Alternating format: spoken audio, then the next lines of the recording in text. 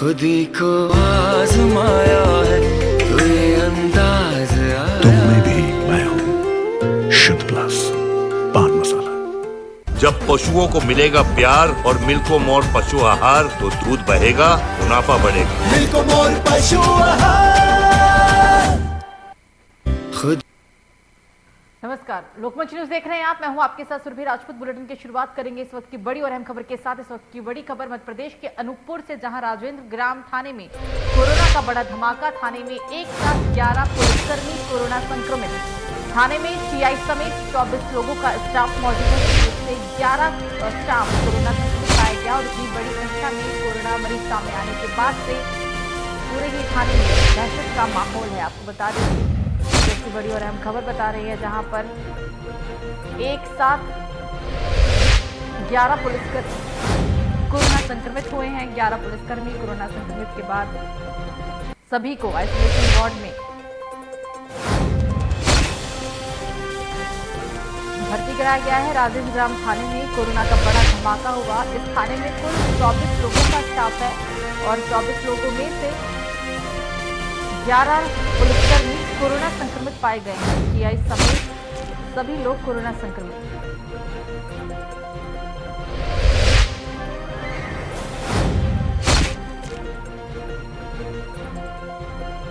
सामने आने के बाद जिले में हड़कंप है। हालांकि कोरोना संक्रमित रिपोर्ट सामने आने के बाद सभी को आइसोलेशन वार्ड में भर्ती करा लिया गया है। मध्य प्रदेश के अनूपपुर में कोरोना विस्फोट हुआ। 24 स्टाफ एक थाने में मौजूद था, जिसमें से 11 पुलिसकर्मी कोरोना संक्रमित पाए गए।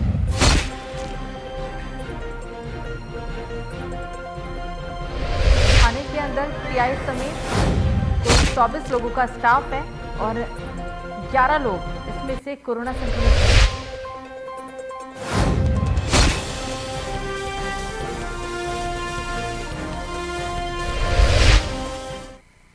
तो लोकतंत्र के महापर्व को लेकर निर्वाचन को संपन्न कराने के लिए निर्वाचन आयोग सक्रिय है।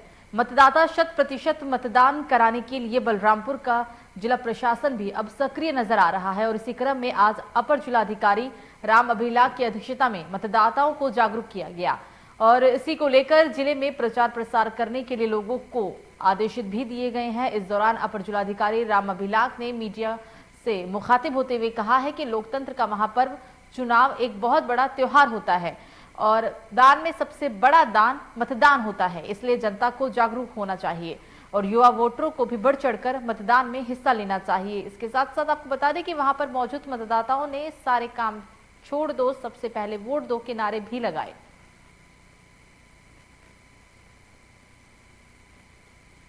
सामान्य निर्वाचन 2022 में जनपद बलरामपुर में हमारी टीम के द्वारा घर घर जाकर प्रचार किया जा रहा है, हर बूथ स्तर पर, और सभी लोगों से मिलकर एक प्रयास किया जा रहा है।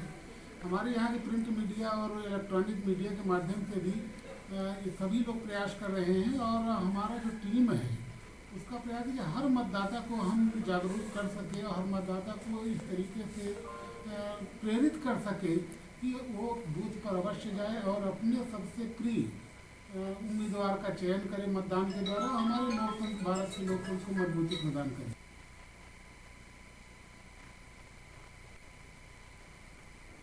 तो वहीं भदोही में भारतीय सेना के पूर्व ब्रिगेडियर और अरुणाचल प्रदेश के राज्यपाल बीडी मिश्रा अपने पैतृक निवास पहुंचे, जहां पर इस दौरान मीडिया से कई महत्वपूर्ण मुद्दों पर उन्होंने बातचीत की और बयान दिया कि चाइना में अरुणाचल से किशोर के अपहरण किए जाने का दावा करने वाले संसद तापिर को लेकर राज्यपाल ने कहा है कि लोकल लोग जंगलों में जड़ी बूटी के खोज के लिए जाते हैं और थोड़ी सी गलती होने पर वो कहां पहुंच जाते हैं इसका अंदाजा उन्हें खुद नहीं होता। लोगों को इसके बारे में कम पता होता है और इसलिए जो लोग इसके बारे में कुछ भी नहीं बताते हैं वो अध्ययन करने के बाद भी नहीं बताते हैं। सर, एक बालक गायब हुआ है, चीन के ऊपर वो है, क्या अपहरण किया गया, चीन तरफ से कर दिया गया कि हमने अपहरण, हमें कोई जानकारी नहीं, इसीलिए कि क्या चल रहा है, क्या जानकारी है? अरुणाचल प्रदेश में मैं आपको एक बात बताना चाहता हूँ, मेरा तो बहुत क्लोज उसमें सुपरविजन होता है। देखिए वहाँ पर ऐसा होता है, आप लोग तो कभी गए नहीं होते हैं, कितना भी जानने वाला बंदा जंगल में जाए, कितना भी वहीं का लोकल भी हो, तो वहाँ पर हमारे लोग ये जड़ी बूटियाँ बहुत बेशकीमती हैं, जड़ी बूटियाँ। और उसके अलावा ये कुछ ऐसे और भी वहाँ पर प्राकृतिक चीज़ें हैं, से पत्थर में कुछ मिलता है। तो वहीं बुलंदशहर की खुर्जा विधानसभा से कांग्रेस प्रत्याशी टुक्कीमल ने नामांकन किया है। टुक्कीमल का दावा है कि वो अच्छे वोटों से विजयी होंगे। हर समुदाय के लोग उनके साथ हैं और सभी 7 सीटों पर 101 प्रत्याशी ने नामांकन दाखिल कर लिया है। विधानसभा चुनाव को लेकर सभी पार्टियां मैदान में है। भाई कांग्रेस भी पीछे नहीं है। लगातार बुलंदशहर के सभी प्रत्याशी कांग्रेस सहित सभी पार्टियों के प्रत्याशी नामांकन करने के लिए सदर तहसील पहुंच रहे हैं। इसी क्रम में हमारे साथ खुर्जा विधानसभा प्रत्याशी कांग्रेस से टुक्कीमल हमारे साथ मौजूद हैं। आप मैदान में हैं, क्या मुद्दे हैं आपके? हमारे सिर्फ खुर्जा विधानसभा के लोकल मुद्दे हैं। देखिए, जो छुट्टा जानवर का मामला है या बिजली का चोरी का मामला है या किसान क्रेडिट कार्ड का मामला है, ये तो सब मुद्दे हैं ही हैं। मैं आपको वहाँ के लोकल के मुद्दे बुलाता हूँ और मेरे कुछ यहाँ पत्रकार साथी भी उस गाँव उन गाँवों के वासी हैं, वो जानते हैं उस विधानसभा के अंदर जो पजाए और बम्बे हैं वो सबसे ज़्यादा क्षतिग्रस्त हो चुके हैं। पिछली 30 साल की योजनाओं में किसी भी सांसद, किसी विधायक ने वहाँ काम नहीं किया है। एक एक पजाए बम्बे पर कम से कम 15-15, 12-12 गाँवों का आवागमन होता है। ये दुर्भाग्य की बात है, ये सबसे बड़ी दुर्भाग्य की बात है। वहाँ सबसे ज़्यादा गेहूँ, धान और आलू की पैदावार है। और ये उस विधानसभा का दुर्भाग्य है कि वहाँ मौजूदा सरकारी कोई कोल्ड स्टोर नहीं है। और ये लोकल मुद्दे हैं। मेरा आज का सबसे बड़ा सवाल ये है कि बुलंदशहर की 7 सीटों पर लगातार ये सवाल निकल कर आ रहे हैं कि कांग्रेस पार्टी ने टिकट अदल बदल कर दिया है और इसी को देखते हुए बुलंदशहर जिला अध्यक्ष कांग्रेस पार्टी से उन्होंने इस्तीफा दे दिया है। क्या प्रभाव पड़ेगा जिले पर? जिले पर कोई प्रभाव नहीं है। संगठन पूरा हमारा मजबूत है, संगठन सब साथ में चल रहा है। संगठन के ब्लॉक अध्यक्ष, नगर अध्यक्ष, न्याय पंचायत अध्यक्ष मेरे साथ भी हैं।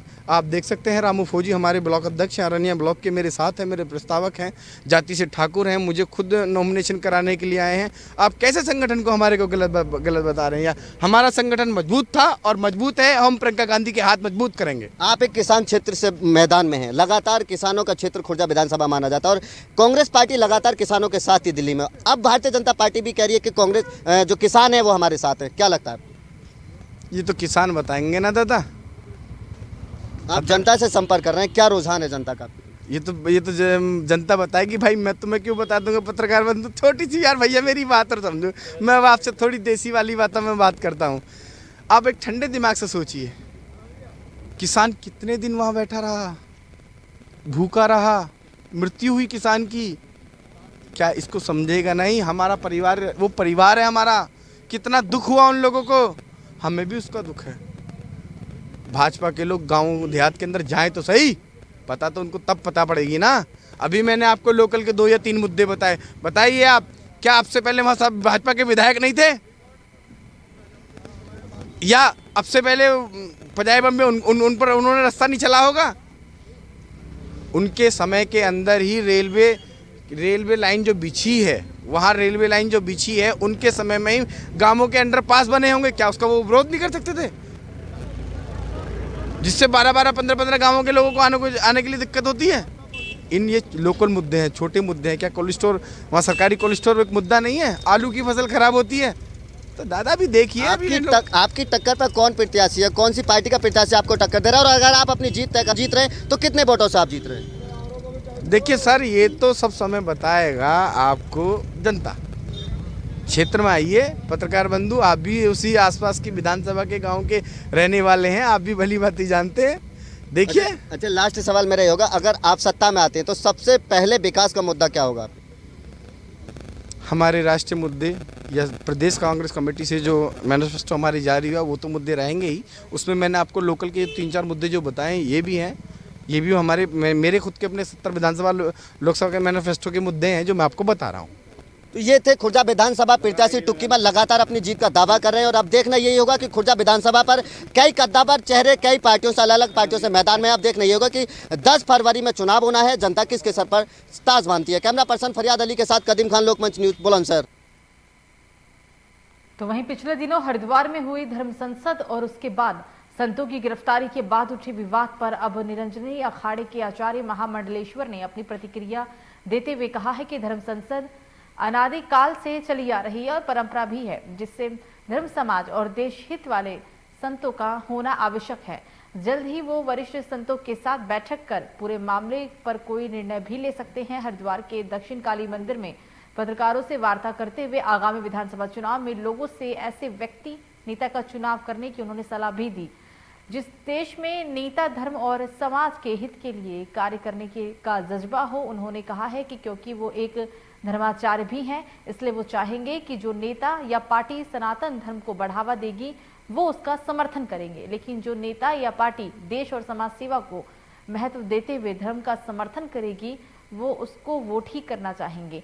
साथ ही इस मौके पर बात करते हुए उन्होंने ये भी कहा है कि पिछले दिनों हरिद्वार में हुई धर्म संसद और उसके बाद संतों पर हुए मुकदमे और गिरफ्तारी के बाद उठे विवाद पर वो जल्द ही इस मुद्दे पर अखाड़ा परिषद के अध्यक्ष और महामंत्री से बातचीत भी करेंगे और जल्द ही कोई इसमें ठोस निर्णय लिया जा सकता है।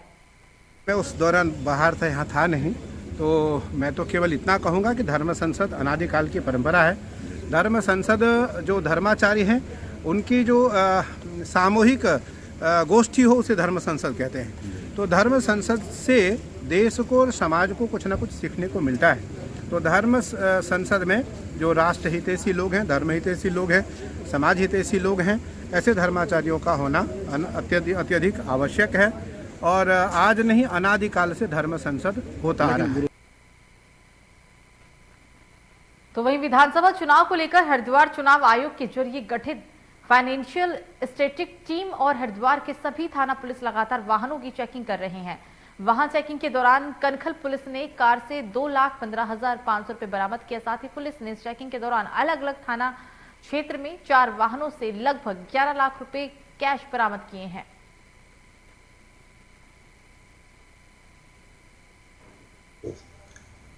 विधानसभा 2022 चुनाव में धनबल के प्रयोग को रोकने के लिए इलेक्शन कमीशन ऑफ इंडिया द्वारा निर्धारित मात्रा से अधिक कैश ले जाने पर पाबंदी लगाई गई है और इसी क्रम में विगत 24 घंटों में जनपद के 4 थानों रानीपुर, मंगलौर, कनखल और सिडकुल में कुल मिलाकर लगभग 11 लाख रुपए कैश की बरामदगी की गई है, जिसमें कि फिर पुलिस अग्रिम कार्रवाई कर रही है।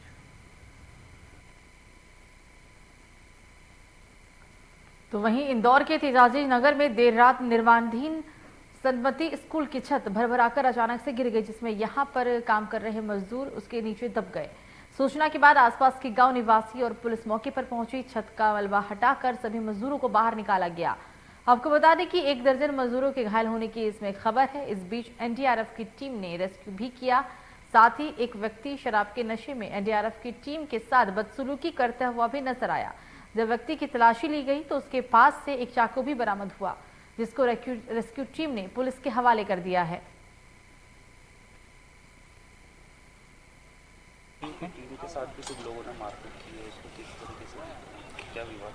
देखिए, पहली बात तो हम किसी प्रशासनिक काम से आते, ऊपर से हमें आदेश मिलता है, जो भी अधिकारी उच्च अधिकारी आदेश देते तो हम अपना काम अपनी ईमानदारी से और अपने जैसे हमने सिखलाई पाई उस हिसाब से करते।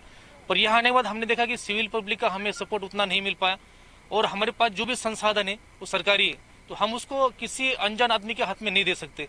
और वो आदमी जो था वो हमसे छीन रहा था, हमने जो टॉर्च थी जो कि हमें बहुत महत्वपूर्ण थी अभी रात के समय में, वो छीन रहा था। तो हमने उनसे कहा भी कि भाई वो मत करो ऐसे, ये हमारा सामान है। तो वो नशे के धुत में वो उसके ऊपर गिर भी गया, हमारे जवान के ऊपर गिर गया।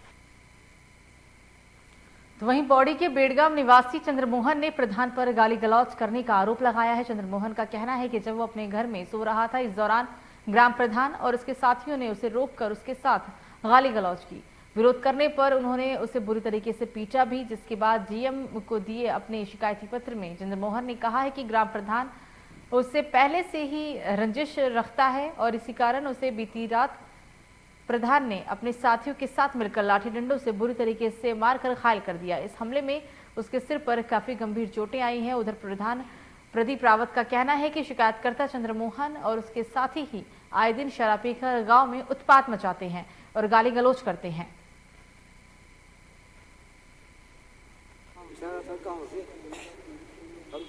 गांव से ऊपर मेरा घर जो है 2 किलोमीटर दूरी पे है। गांव में काम कर रहा था, मेरे भाई ने कहा रोटी खा के चले जाओ भाजी। अब मेरे को क्या पता, मैं रोटी खा के जा रहा था अपने घर में, ये छुपे हुए थे, 3-4 जने छुपे हुए थे, जिन्होंने मतलब लाठी चार्ज एकदम से मेरे पाँव में जब लगाए तो मैं गिर गया नीचे। ये मैंने तो सिर फोड़ दिया, मेरा हाथ बहुत बुरी तरह से। तब बोले कि बाप बोल हमारे लिए ये पहले की दुश्मन है। जो मेरे बच्चा कह रहा है कि गौशाला है, उसमें मैंने 52 दिन काम किया प्रधान के साथ में, मिस्त्री काम करता हूँ। ये मेरा कि जब मैंने गौशाला के बारे में कहा था प्रधान जी से, तो प्रधान जी ने कहा था कि गौशाला आपको नहीं मिल सकता क्योंकि आप इस गाँव के सदस्य नहीं हो। क्योंकि मेरे दादाजी थे जो नेपाल के थे ना, उन्होंने कहा कि आपको कोई हक नहीं बनता यहाँ पे। उन्होंने उसके बाद में बीडीओ साहब के पास गया था, तो बीडीओ साहब से मैंने बात की, तो मैंने कहा सर जी आप क्यों मना कर रहे हैं? प्रधान जी कह रहे हैं कि आपको नहीं मिलेगा। तो वहीं पे प्रधान जी दिन आए थे, तो प्रधान जी ने मेरे पर धक्काबाजी की उसने, और मैं अपना इंसान हूँ सर, मैं अपने रोजी रोटी कैसे कमा रहा हूँ, खा रहा हूँ। भाई साहब, जिस तरह का प्रकरण आप हमें अवगत करा रहे हैं, कल शाम की घटना है। चंद्रमोहन पुत्र वीर बहादुर और कंठालाल पुत्र बालाग्राम संयुक्त रूप से गांव में शराब पीते हैं और अराजकता फैलाते हैं, गाली गलौज करते हैं। इस तरह का इनके साथ एक प्रेम प्रकाश पाटवाल भी है जो इनके साथ मिला भगत है इनकी। ये आए दिन शराब पीकर एक अशांति का माहौल इन्होंने गांव में पैदा कर रखा है, जिसकी हमने लिखित शिकायत भी कल मेरे पास साक्ष्य है। मैंने नायब तहसीलदार साहब को मैंने इनको भेजा है। जो आवेदक अपना एक शिकायत पत्र लेके आए थे, जिन्होंने अपना एक मामला बताया है कि उनके साथ में किसी व्यक्ति द्वारा प्रधान के द्वारा मारपीट किया गया और जिसकी वजह से उनके परिवार जन काफ़ी चोट भी आई है। उस संबंध में मैंने उनको एफआईआर दर्ज करने का निर्देश दे दिया है। तहसील कार्यालय में जाकर अपना तहसीलदार साहब उनके सामने प्रस्तुत करेंगे, उसको संबंधित जो वहाँ के राजस्व। तो वहीं मध्य प्रदेश के रतलाम में गोलीकांड की घटना के बाद प्रशासन एक्शन मोड में दिख रहा है। एसपी गौरव तिवारी ने खड़े रहकर हफ्ता वसूली के लिए गोली चलाने वाले लिस्टेड गुंडे अकबर घोसी सहित 1 दर्जन सटोरियों के अड्डे पर बुलडोजर चलवाया। भारी पुलिस बल के बीच सुबह तकरीबन 4 बजे ये कार्रवाई की गई। प्रशासन इस कार्रवाई के बाद अब बाजार क्षेत्र में हड़कंप मच गया है। भारी पुलिस बल और निगम के अमले के साथ मिलकर प्रशासन ने इस कार्रवाई को अंजाम दिया। सर, एक बार फिर से बड़ी कार्रवाई को अंजाम दिया है। किस तरह की कार्रवाई है, कितने घरों पे इस बार बुलडोजर चला है प्रशासन का? जो हुआ इसमें आज जो फायरिंग की घटना हुई थी, उसमें ये तथ्य सामने आया था कि सट्टे के पैसे की बात को लेकर विवाद हुआ और इसमें गोली चलाया गया है। इसमें जो आरोपी हैं वो भी कटोरिए हैं, उनके कई सारे रिकॉर्ड हैं। जो घटना स्थल है वो भी सट्टे का अड्डा है। इसको देखते हुए हम लोगों ने कार्रवाई स्टार्ट की है। अभी तक लगभग 5 लोगों के सट्टे के अड्डे हैं वो तोड़ा गया है और ये कार्रवाई सतत जारी रहेगा। पूरी रात चलेगी कार्रवाई ये। तो वहीं शाजापुर से मक्सी जाने वाले रेलवे ट्रैक पर ग्राम लोंदिया रोड के सामने एक युवक के जरिए ट्रेन के सामने आत्महत्या करने का मामला सामने आया। बताया जा रहा है कि घटनास्थल से कुछ दूरी पर युवक की कृषि भूमि भी है। वहीं उसके पिता और परिवार के लोग खेत पर ही काम कर रहे थे। युवक शराब का आदी भी बताया जा रहा था। रेलवे ट्रैक पर पहुंचकर उसने आत्महत्या की और मौके पर पहुंची पुलिस फिलहाल जांच पड़ताल में जुट गई है। थाने पे सूचना मिली है कि एक व्यक्ति रेलवे लोंदिया रोड रेलवे ट्रैक पे एक्सीडेंट से ट्रेन एक्सीडेंट से मौत हो गई है।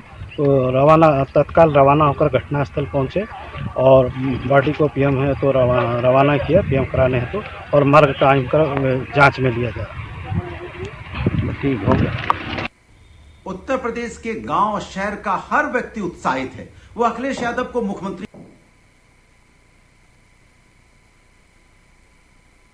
तो वहीं भारतीय मजदूर संघ बीएमएस के जरिए कर्मचारी भविष्य निधि संगठन कार्यालय में अपार भविष्य निधि आयुक्त एसबी सिंह को वित्त मंत्री ने एक संबोधित ज्ञापन सौंपा है। उन्होंने मांग की है कि भविष्य निधि के सन 1995 से चली आ रही 1000 रुपए की पेंशन को 500 रुपए की जाए और आयुष्मान भारत का कवर भी इससे जोड़ा जाए ताकि पेंशनकारियों को इसका लाभ मिल सके।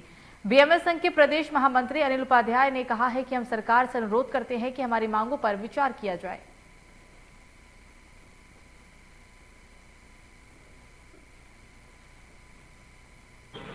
भविष्य निधि कार्यालय से जो शेड्यूल्ड इंडस्ट्री के लोग हैं जिनके आप पीएफ वगैरह कटता है उनको पेंशन मिलती है। वो स्कीम ईपीएस 95 के नाम से 1995 से चालू है।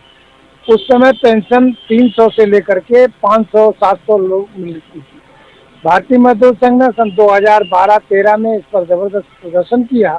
तो पिछली जो सरकार थी मनमोहन सिंह की वो तो चली गई। नरेंद्र मोदी सरकार में दबाव को लेते हुए 2015 में पेंशन 1000 रुपए की गई, जिससे लोगों को 500 से लेकर के 2500 तक पेंशन मिली। 1000 रुपए की जो पेंशन की गई वो इतनी राशि कम है कि आज महंगाई के दौर में 1000 रुपए से कुछ होने वाला नहीं। भारतीय मजदूर संघ ने पिछले 2018 से लेकर के इसको 5000 पेंशन करने की एक मांग रखी हुई है। उसको लेकर के हमने प्रदर्शन किया है और ज्ञापन दिया है कि 1000 से पेंशन बढ़ा करके 5000 की जाए। साथ ही साथ इस पेंशन को आयुष्मान भारत से जो है इसको कवरेज दिया जाए, जिससे कि कैशलेस इलाज लोगों को मिल सके। तो फिलहाल बुलेटिन में मुझे दीजिए इजाजत। नमस्कार। खुदी को आजमाया है तो ये अंदाज आया। तुम में भी मैं हूं शुद्ध प्लस पान मसाला। जब पशुओं को मिलेगा प्यार और मिल्को मोर पशु आहार तो दूध बहेगा, मुनाफा बढ़ेगा। मिल्को मोर पशु आहार।